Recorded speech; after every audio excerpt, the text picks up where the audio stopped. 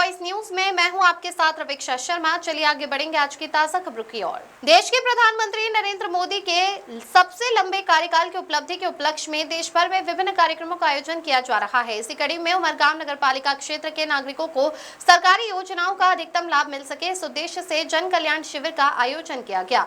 इस कार्यक्रम में उमरगाम के विधायक रमन भाई पाटकर, उमरगाम के मामलतदार, नगरपालिका के पदाधिकारी, सदस्य तथा स्थानीय अग्रणी जन उपस्थित रहे। शिविर का मुख्य उद्देश्य आम नागरिकों तक सरकारी योजनाओं और विभिन्न जनहितकारी लाभों को पहुंचाना रहा। कार्यक्रम के दौरान लोगों को विभिन्न योजनाओं की जानकारी दी गई और पात्र लाभार्थियों को योजनाओं का लाभ प्राप्त करने के लिए मार्गदर्शन भी प्रदान किया गया।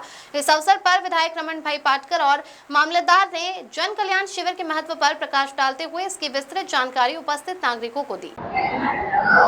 देशना वडाप्रधान नरेंद्रभाई मोदी साहेब 2014 થી અત્યાર સુધી ખૂબ લાંબા સમય અને પ્રથમ હરોળની અંદર આ દેશનું સુકાન સંભાળીને 12 વર્ષ પૂરા કર્યા છે।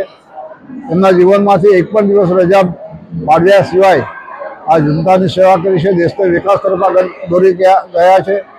એની ઉજવણી 5મી જૂન એટલે વૃક્ષારોપણ દિનથી અત્યાર સુધી 21 જૂન સુધી આ સમગ્ર દેશની અંદર કરવાના છે। આ 21 જૂન એટલે યોગા દિવસ, પણ વચ્ચે વચ્ચે નગરપાલિકા વિસ્તાર હોય તો જન કલ્યાણ યોજના હેઠળ લોકોને મળતો લાભ એની જાગૃતિ થાય। વૃક્ષારોપણ રોપીને એક પેડ માં કે નામ પે એની જાગૃતિ થાય।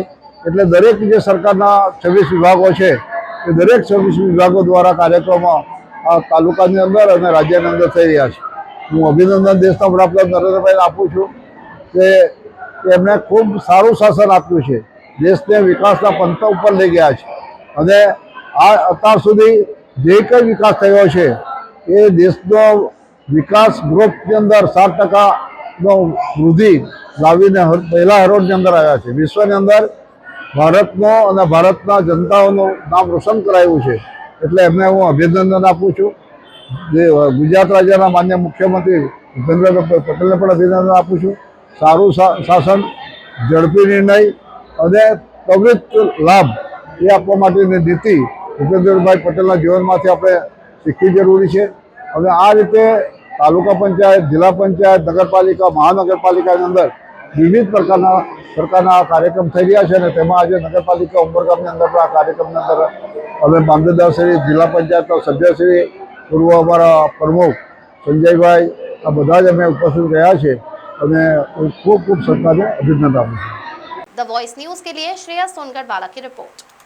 अपने ब्रांड को नई पहचान दें। हमारे न्यूज चैनल पर विज्ञापन देने के लिए अभी इस नंबर पर संपर्क करें 9898889116 पर। खबरों में बने रहने के लिए तो वॉइस न्यूज को सब्सक्राइब करें और बेल आइकन दबाएं।